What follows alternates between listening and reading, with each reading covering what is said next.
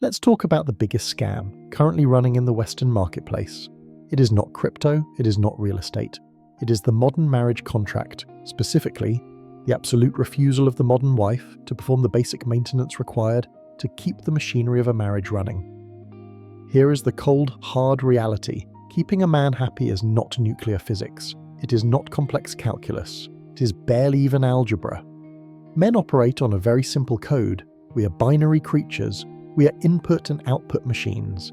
If you provide the correct input, you get a predictable, loyal, and productive output. Peace, respect, intimacy, a warm meal, a house that doesn't feel like a war zone. That is the list. That is the entire list. In exchange for these basic commodities, a man will walk through fire. He will work 60 hours a week in a job he hates. He will fight wars, he will build cities, he will dedicate his entire existence to the protection and provision of his family. The return on investment, the ROI on keeping a man happy, is arguably the highest leverage trade in human history. You give a little bit of peace, you get to a lifetime of security. So, why is it so rare? Why does the modern wife look at this simple checklist and act like you just asked her to colonize Mars?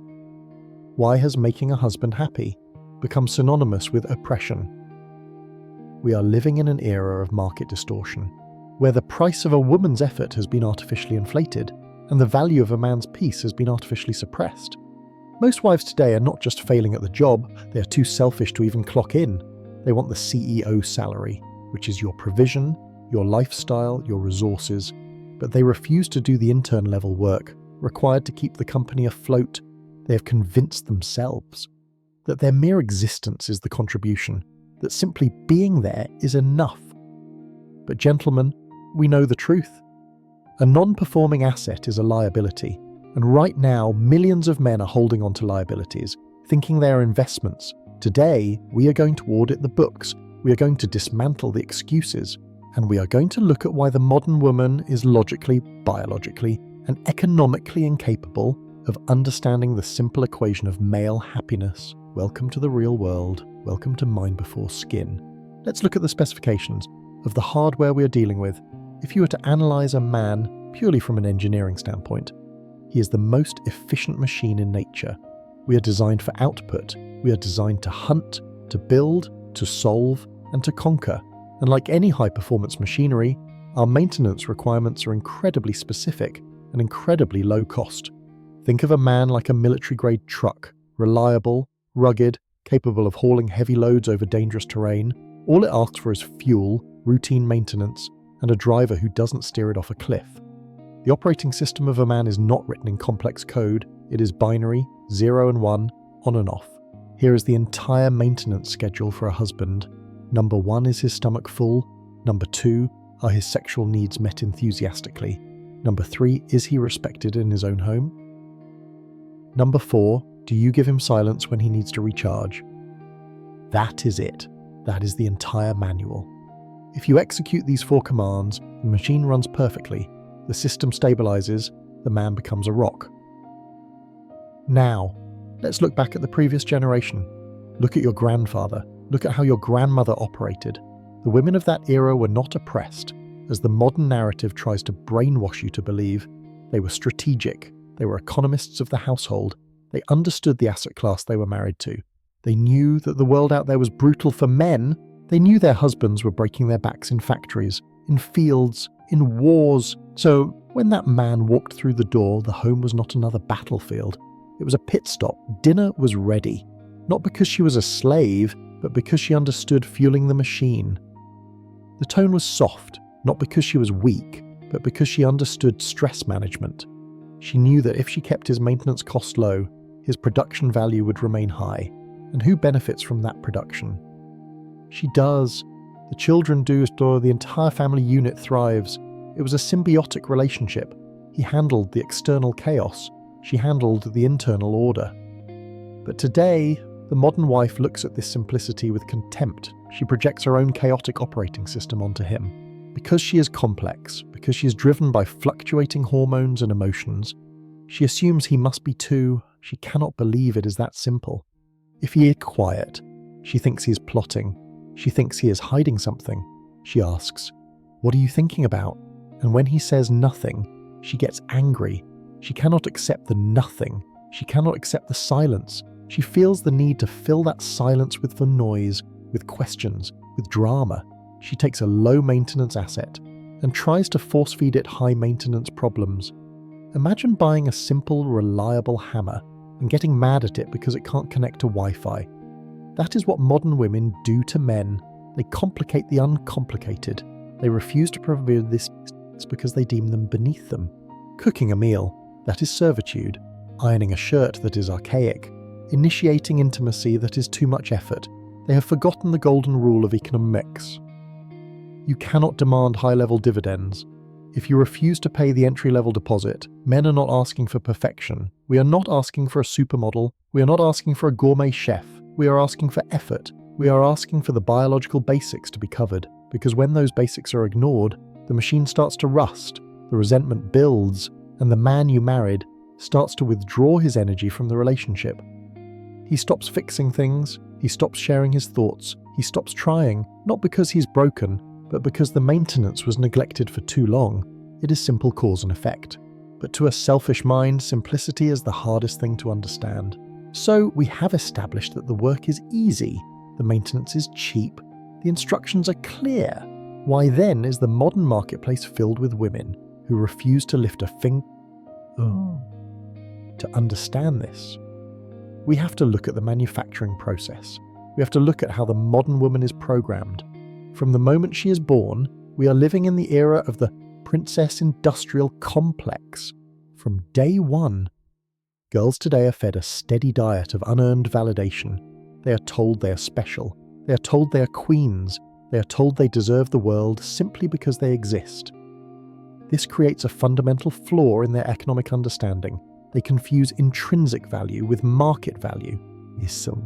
For a man, value is active. You are valuable because of what you can build. Can you build? Can you fight? Can you provide? If you sit on the couch and do nothing, society tells you that you are worthless. We learn early on. No input, no output. But for the modern woman, value is taught as passive. She is taught that her mere presence is the gift.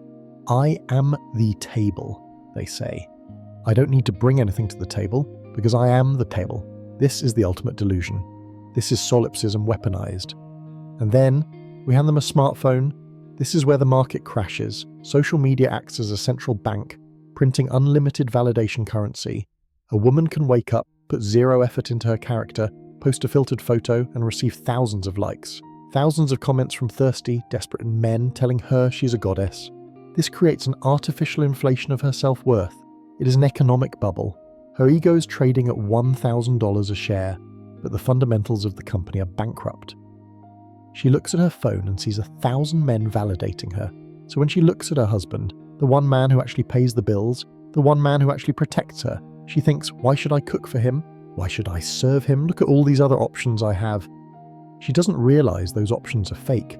She doesn't realize those internet likes are not liquidity. They are monopoly money. But the damage is done. The dopamine feedback loop destroys her ability to serve. Why would she perform the low-status work of being a wife when the digital world treats her like a celebrity? This creates a massive disconnect. She wants the traditional benefits of marriage. She wants the ring. She wants the house. She wants the man who acts like a traditional provider. She wants the king, but she refuses to be the queen. She wants to remain the princess, the child, the one who receives but never gives. It is a mindset of pure extraction. She views the man as a resource to be mined, not a partner to be supported. And if you dare to ask for something, if you ask for a sandwich, if you ask for peace, you're attacking her ego, you're controlling, you're toxic. Because to a person who has been worshipped for doing nothing, the request to do something feels like an insult. They have been sold a lie by feminism and pop culture, the lie that serving your husband makes you less of a woman, when in reality, throughout all of human history, the feminine ability to nurture, to support, to create a home was the source of their greatest power. They have traded that power for cheap validation. They have traded the deep, lasting love of a good man for the fleeting attention of strangers. And the tragedy is, they don't even know they are doing it.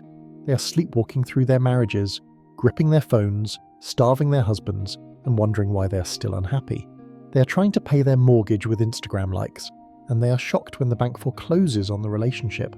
Now, when you confront a modern wife with her lack of output, when you point out the empty kitchen, when you point out the cold bedroom, she will not apologize. She will not say, "I am sorry, I have been lazy." No, she will pull out a weapon, a term she learned from a blog post, a term designed to shut you down instantly. Emotional labor. Have you heard this one?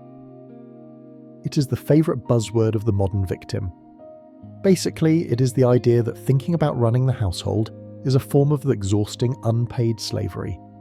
She claims that remembering your mother's birthday, deciding what to have for dinner, or noticing that we are out of toothpaste is a crushing psychological burden. She calls this labor. Let's pause and apply some economic logic to this insanity. She is comparing the task of ordering groceries on an app to the labor of roofing a house in July.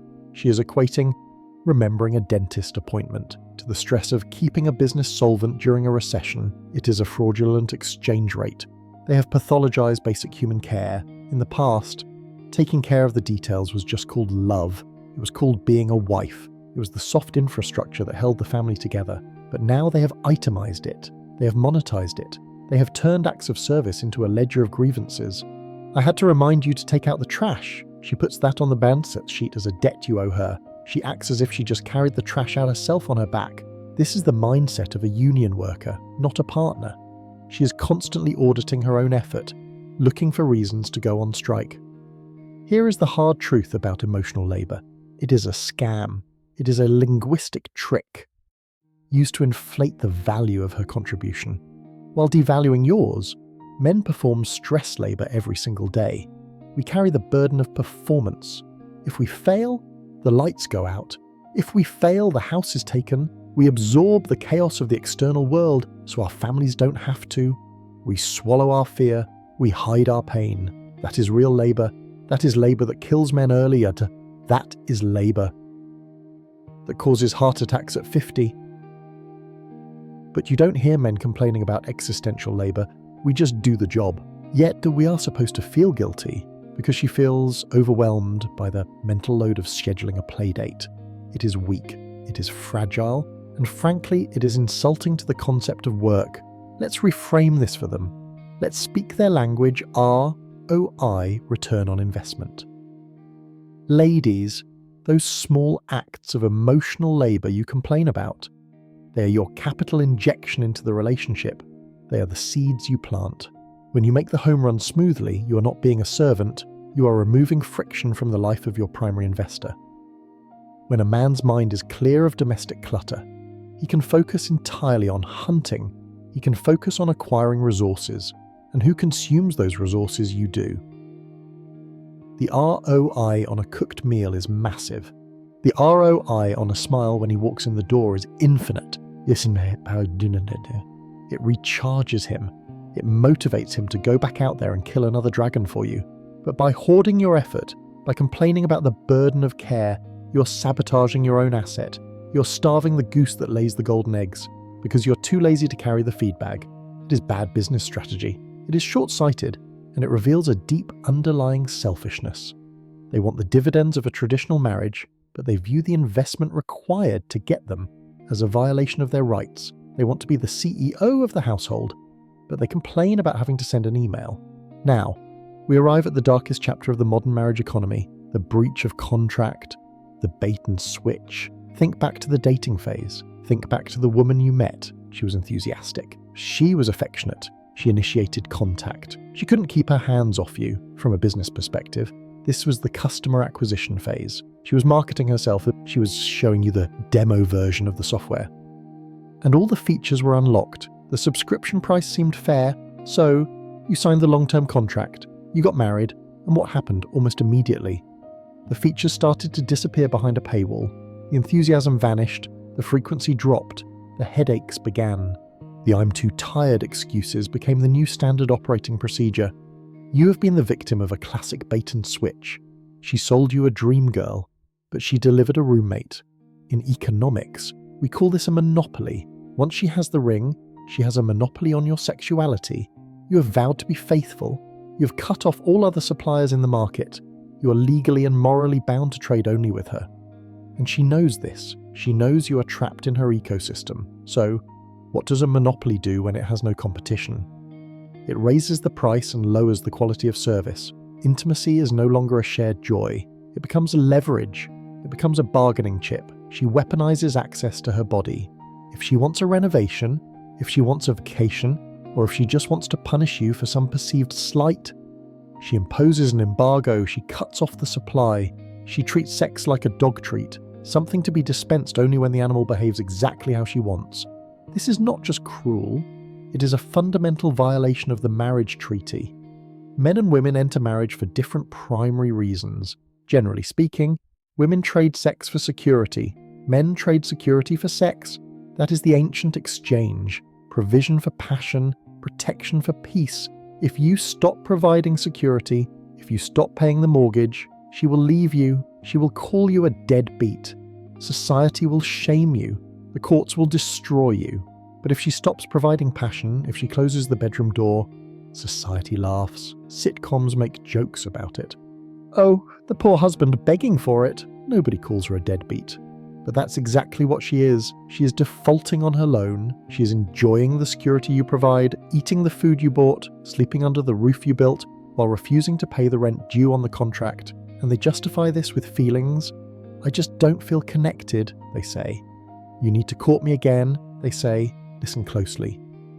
Desire in a long-term marriage is not always spontaneous. It is a discipline. It is a choice, just like you don't always feel like going to work, but you go anyway because you have a duty to provide.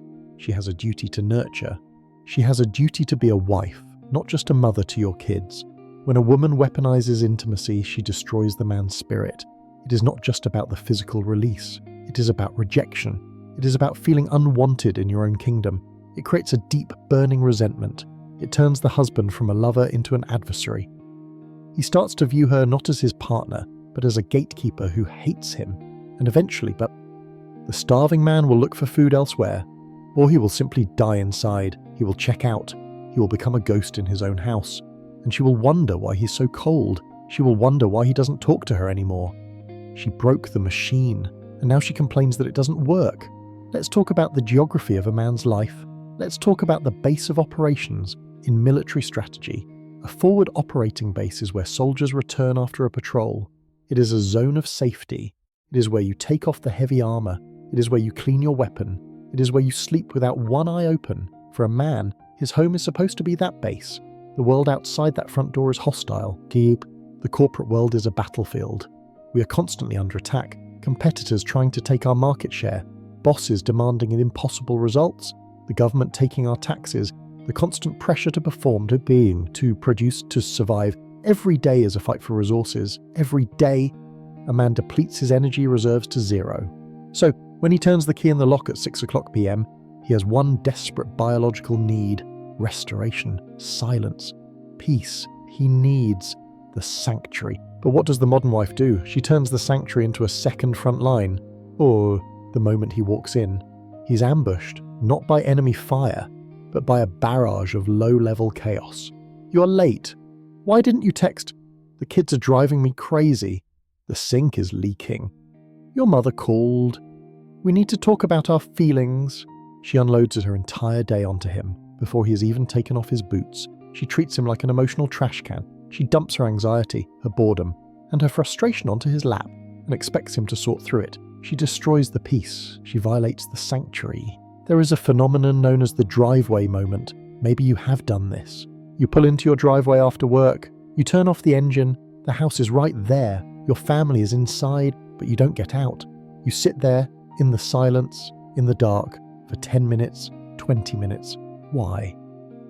Because you are gathering the strength to go inside. You are mentally armoring up. You know that walking through that door is not an escape from stress. It's just a transition to a different kind of stress. You're moving from the Cold War of the office to the guerrilla warfare of the living room. This is a tragedy. Most wives are completely oblivious to this. They see you sitting in the car and they get offended. Why doesn't he want to see me? He is hiding from me, so yes. He is hiding from you. Because you have become a source of depletion, not a source of recharge, as a man can only sustain high output for so long. Without a proper recharge cycle, if the home is full of criticism, full of nagging, full of honey-do lists that never end, the battery eventually dies. A wise woman, a woman from the old school, understood the power of the decompression zone. She knew that if she gave him 30 minutes of peace, a hot meal and a cold drink, he would come back to life, he would engage, he would be the husband she wanted. But the modern wife is too selfish to wait 30 minutes.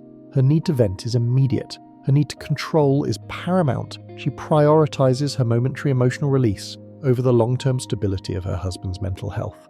She burns down the sanctuary to keep herself warm, and then she wonders why he stays late at the office. She wonders why he spends hours at the gym. She wonders why he goes to the bar with his buddies.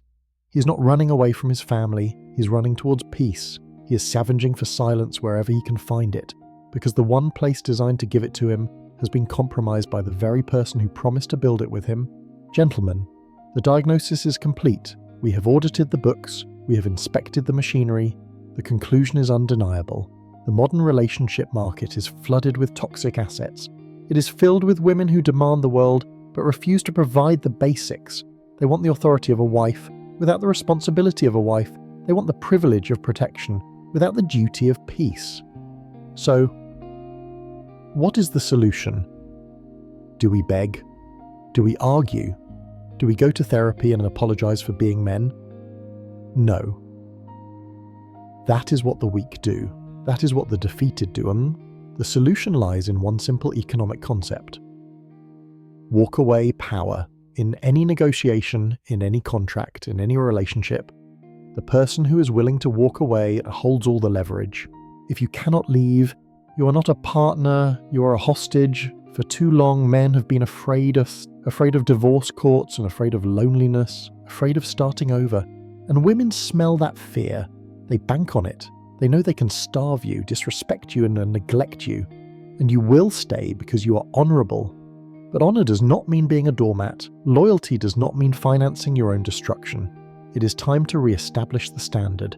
Keeping a man happy is easy. We established that. It is the easiest job in the world. So if she refuses to do it, if she refuses to cook, if she refuses to be intimate, if she refuses to bring peace, you must stop rewarding her. You must stop giving her the validation she craves. You must stop giving her the resources she feels entitled to. And ultimately, you must be willing to terminate the contract. The market is shifting and men are waking up. We are realizing that being alone is infinitely better than being in a house where you are tolerated but not celebrated. We are realizing that our peace is more valuable than their approval. Let them call you selfish. Let them call you toxic. Let them scream at the sky. Those are just the sounds of a monopoly collapsing. They are realizing that the supply of good men is drying up. They are realizing that we are checking out. We are going where we are treated best, or we are simply going our own way. The era of the simp is ending. The era of the king must return, but a king does not tolerate a jester who thinks she is the queen. A king demands a counterpart. He demands competence, he demands loyalty, and he demands effort. If she is too selfish to try, then she is too expensive to keep. It is time to close the wallet, it is time to close the heart, and it is time to open the door. Don't be afraid of the silence of an empty house. Embrace it, because in that absence, you will find your dignity again. You will find your strength again. The standard has been set. Do not lower it for anyone. Mind before skin, always. Drop your experience in the comments. Is your home a sanctuary or a second battlefield? Tell us the truth, and if this speaks to you, join the community by subscribing. Mind Before Skin is here to tell the truth others won't. We are just getting started.